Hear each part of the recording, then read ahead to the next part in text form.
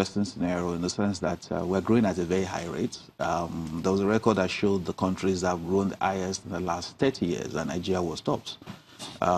We broke the world record. I mean, so the unfortunate part of it is that at the same time, you also are topping the rate of child mortality. I mean, the last report by, I think it's UNICEF, said that 3 countries explains the high rate of child mortality in the world.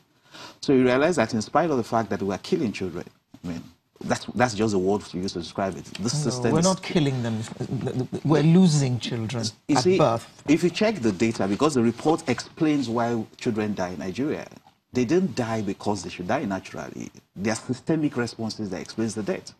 A woman is going to give birth and there's no birth attendant, or there's no... So that child did not die. That child, to use the right word, the system killed that child. So imagine if we didn't have that high mortality so what we're going to... So the 198 we're complaining about, if we didn't have that high mortality, it could be worse. But the question to ask ourselves is... It would be 300 million. Yeah, maybe. And of course, one of the things we need to also be very careful is that the 3.2 estimate is the average for Nigeria. So you may be surprised that in a place like Lagos, our growth rate may be 1.2, and in some other states, it may be 3.5 or 4.0.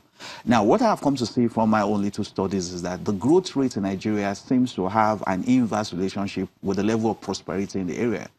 So, for example, if you see the average elite or the average educated person who has some element of wealth, is going to have maybe 2 or 3 children. I mean, it talks about reproductive rate. But you realize that that person's driver, or that person's guard, or that person's staff, the person that lives off the income of this man that had 2 or 3 children, may have 6 or 7 children.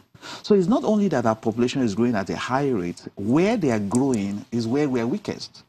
So if you check the distribution of our population growth rate across all the states, you realize there's a close relationship between the poverty level and the high growth rate. So it seems that it is the poor who seems to be giving birth to more children.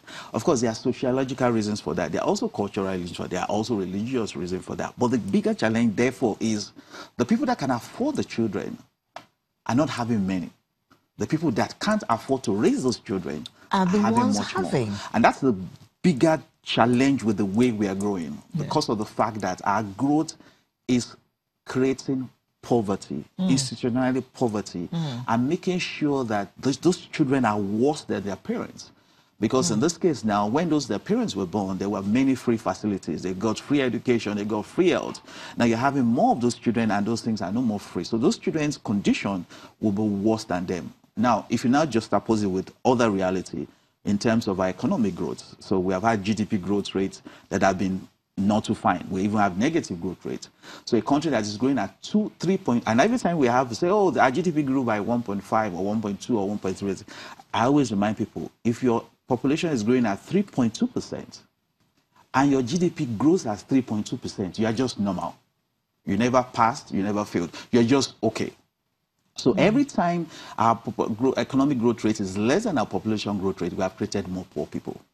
And so that's why we need to just suppose is the 3.2 growth rate means that's the least our economy can grow.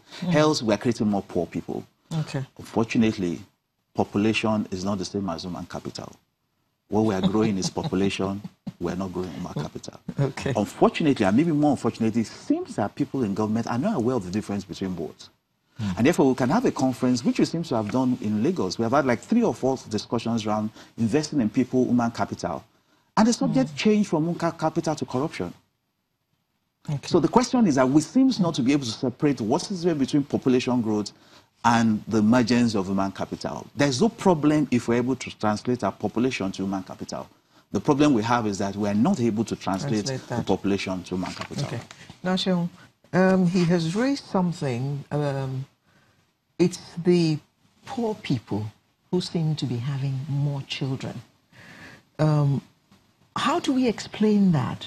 They cannot train these children, and yet they proceed to produce them and throw them out onto the streets. We can see children as young as 4 or 5 years old panhandling on the streets, begging.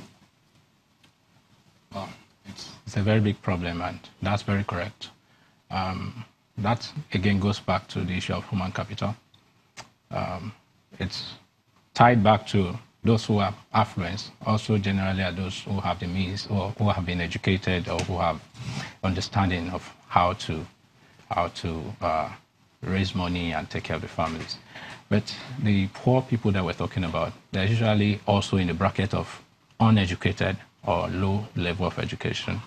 And so some claim that, well, no matter what, tomorrow is going to be better for religious, for sociological, or for whatever reasons. There's no understanding of the impact of their actions.